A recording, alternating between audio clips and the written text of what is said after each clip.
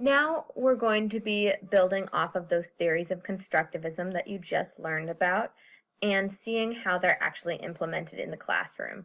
So two of the most popular pedagogical models reflecting constructivism are inquiry-based learning and problem-based learning. And this is because they are, one, student-centered, and two, scaffolded. So the teacher plays an active role in going around the classroom and making sure students are understanding. The first one we'll talk about today is inquiry learning. This is an approach in which the teacher presents a puzzling situation and students solve the problem by 1, gathering data, and 2, testing their conclusions. Now, the first step in the inquiry process is the hypothesis, which I'm sure many of you are familiar with. But let's look at it in terms of the classroom. So you're a science teacher and you assign a science fair project where the student has to measure the amount of bacteria that grows on a McDonald's hamburger after a week. So their hypothesis would be, I think that X amount of bacteria will grow on this hamburger after a week. Then they will do data collection. So they'll do their own experiment or they'll draw off research of previous experimenters in order to make a conclusion about how much bacteria will grow on this hamburger. And finally, they'll have a reflection on the process. So they'll think, oh, what could I have done differently? Should I have not touched that McDonald's hamburger so much? Or if I were to do this experiment again, would I do it on chicken nuggets instead of a hamburger? And there are many activities that are all necessary toward the inquiry process, but it's important to remember that your students may be stronger at one area than the other.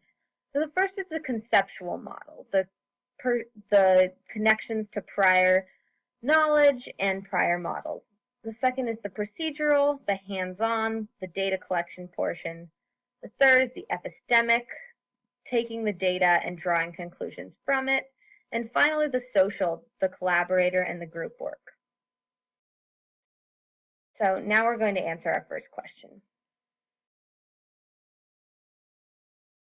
Okay, so now that we've answered that first question, we'll talk about a more popular pedagogical model in the classroom called problem-based learning. Now, problem-based learning is when students are confronted with a problem that launches their inquiry as they collaborate to find solutions and learn valuable information and skills. So the key importance here is that we're building off of inquiry in problem-based learning. We're using that process in order to solve a problem. Ideally, in real problem-based learning or PBL, it's an actual real-world problem, but sometimes it's just what the teacher comes up with. So the goal of PBL is not to have knowledge that is stagnant and inert. You don't want your students to memorize everything and not know how to apply it. Instead, you want it useful and flexible, the ability to adapt to different situations. So let's look at this classroom here. It's at the University of Delaware, a place that has been known to implement problem-based learning in their classrooms. So let's look at different ways PBL is implemented here. The first is the board. He has put a problem up on the board. It's hard to see, and that's what students are working off of. The teacher himself is walking around the classroom, offering advice, asking questions, getting the students to getting the students along, guiding the students in the process.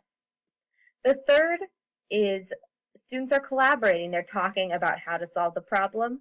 And the fourth are students are doing research. They're collecting data in order to make their conclusions. So now let's answer that second question. Now, in summary, PBL and inquiry-based learning have been incredibly effective in high schools at improving standardized test scores. One of the reasons for this is because it mixes content, but also teaches the process itself, the inquiry process itself, at the same time.